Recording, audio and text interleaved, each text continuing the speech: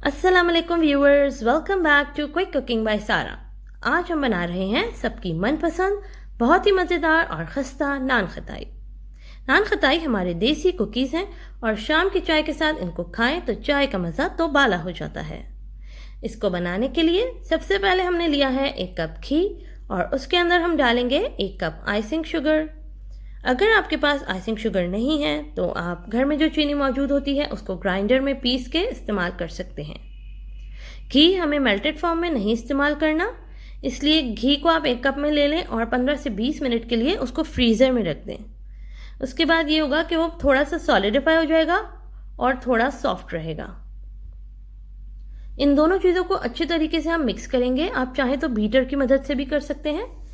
4 से 5 मिनट इसको बहुत अच्छे तरीके से मिक्स करें और ऐसा स्मूथ सा पेस्ट बना लें।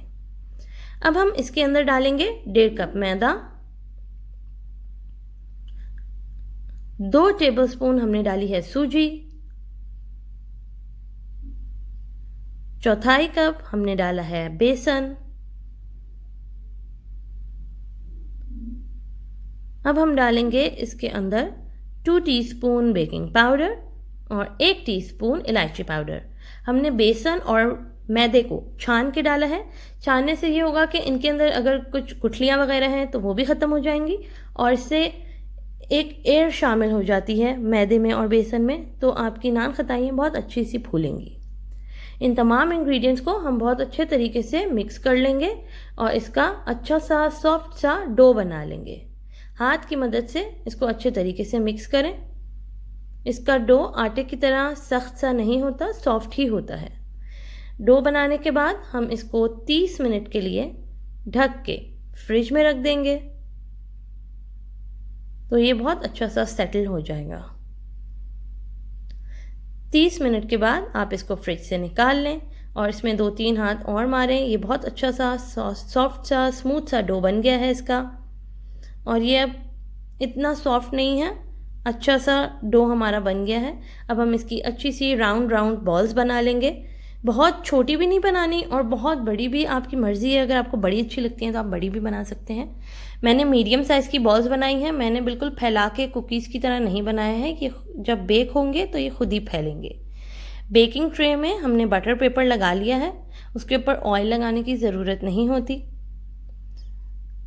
बॉल्स को अच्छे थोड़े थोड़े डिस्टेंस से रखें क्योंकि ये बेक होंगी तो थोड़ी फैलेंगी। सारी नान खताइयों पे 1-1 बादाम लगा दें, आप चाहें तो पिस्ता भी लगा सकते हैं। और अब हम इसको एग योक से ब्रश करेंगे।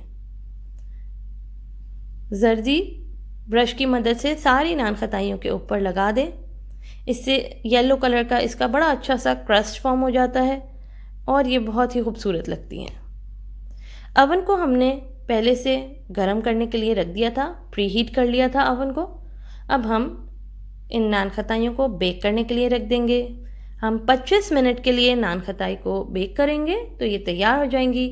हमने बाकी जो हमारा डो था उसकी भी नान खताइयाँ तैयार कर ली हैं। 25 मिनट के बाद हमारी नान खताइयाँ बिल्कुल रेडी हो गई हैं। अब हम इनको अवन से निकाल लेंगे। देखिए जो हमने एग योक लगाया था उसका कितना अच्छा येलो सा क्रस्ट फॉर्म हुआ है और ये बहुत ही खूबसूरत लग रही हैं।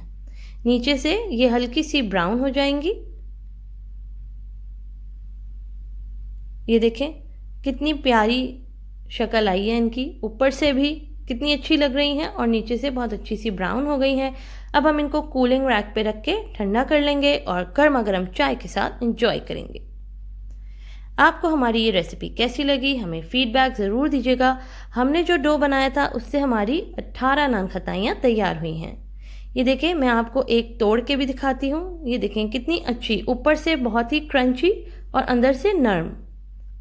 बहुत ही मज़ेदार नान खताई तैयार हुई है। आप इसको शाम की चाय के साथ खाएं और एंजॉय करें और हमें कमेंट सेक्शन में बताइएगा कि आपको ये रेसिपी कैसी लगी। मज़ीद मज़ेदार वीडियोस के लिए हमारे चैनल को सब्सक्राइब करें, बेल आइकन को प्रेस करें, लाइक, कमेंट और शेयर करें। Thanks for watching.